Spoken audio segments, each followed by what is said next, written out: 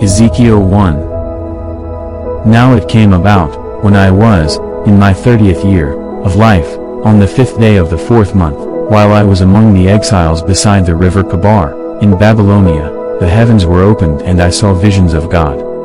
On the 5th of the month, which was in the 5th year of King Jehoiakim's captivity, the word of the Lord came expressly to Ezekiel the priest, the son of Buzi, in the land of the Chaldeans by the river Kabar, and the hand of the Lord came upon him there.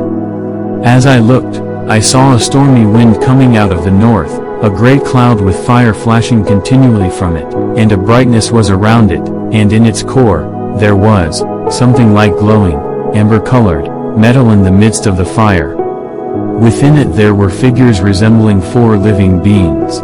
And this was their appearance, they had human form. Each one had 4 faces and 4 wings. Their legs were straight and the soles of their feet were like a calf's hoof, and they sparkled and gleamed like shiny bronze. Under their wings on their 4 sides they had human hands. As for the faces and wings of the 4 of them, their wings touched one another, their faces did not turn when they moved, each went straight forward. Regarding the form and appearance of their faces, they, each, had the face of a man, in front, and each had the face of a lion on the right side, and the face of an ox on the left side. All 4 also had the face of an eagle, at the back of their heads. Such were their faces. Their wings were stretched out upward, 2 wings of each one were touching another, the wings of the beings on either side of it, and the remaining 2 wings of each being were covering their bodies. And each went straight forward, wherever the Spirit was about to go, they would go, without turning as they went. Among the living beings there was something that looked like burning coals of fire, like torches moving back and forth among the living beings. The fire was bright, and lightning was flashing from the fire. And the living beings moved rapidly back and forth like flashes of lightning. Now as I looked at the living beings, I saw one wheel on the ground beside the living beings, for each of the 4 of them. Regarding the appearance of the wheels and their construction, they gleamed like chrysolite, beryl, olivine, and the 4 were made alike. Their appearance and construction were a wheel, set at a right angle, within a wheel. Whenever they moved, they went in any one of their 4 directions without turning as they moved.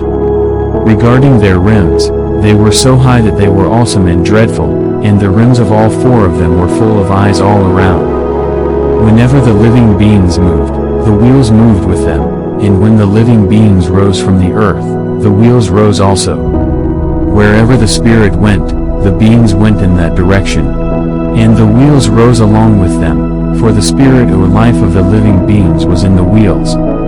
Whenever those went, these went, and whenever those came to a stop, these came to a stop, and whenever those rose from the earth, the wheels rose close beside them, for the spirit of the living beings was in the wheels. Now stretched over the heads of the living beings there was something like an expanse, looking like the terrible and awesome shimmer of icy crystal. Under the expanse their wings were stretched out straight, one toward another. Every living being had 2 wings which covered its body on one side and on the other side. As they moved, I also heard the sound of their wings like the sound of great, rushing waters, like the voice of the Almighty, the sound of tumult like the noise of an army camp. Whenever they came to a stop, they lowered their wings.